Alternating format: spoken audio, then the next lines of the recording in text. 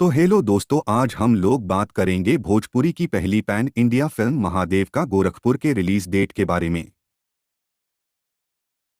अभिनेता और सांसद रवि किशन की फिल्म महादेव का गोरखपुर का टीजर शुक्रवार की शाम को फिल्म के मेकर्स ने यूट्यूब चैनल पर लॉन्च किया। फिल्म के टीजर में रवि किशन का जबरदस्त अवतार नजर आ रहा है। यह फिल्म हिंदी, भोजपुरी, तेलुगु, तमिल और कन्नड़ भाषा में एक साथ रिलीज होगी। फिल्म महादेव का गोरखपुर के टीजर में अभिनेता रवि किशन के दो लुक नजर आ रहे हैं। एक लुक में वह रौद्र रूप में महादेव के अंश के रूप में, तो दूसरे लुक में पुलिस अधिकारी की भूमिका में नजर आ रहे हैं। फिल्म का टीजर देखने से पता चलता है कि इस फिल्म में दो कालखंड की कहानी दिखाई गई है। फिल्म के टीजर में साल 1727 की घटना का जिक्र किया गया है, जिसमें मुजफ्फर खान के हमले का जिक्र है। फिल्म महादेव का गोरखपुर का निर्माण रवि किशन ने प्रीतेश शाह और सलिल शंकरन के साथ किया है। फिल्म का निर्देशन राजेश मोहनन ने किया है और इस फिल्म की कहानी साई नारायण ने लिखी है। रवि किशन ने कहा, इस फिल्म की पूरी शूटिंग गोरखपुर और गोरखपुर के आसपास की गई है। इस फिल्म में कई स्थानीय कलाकारों को भी काम करने का मौका मिला है।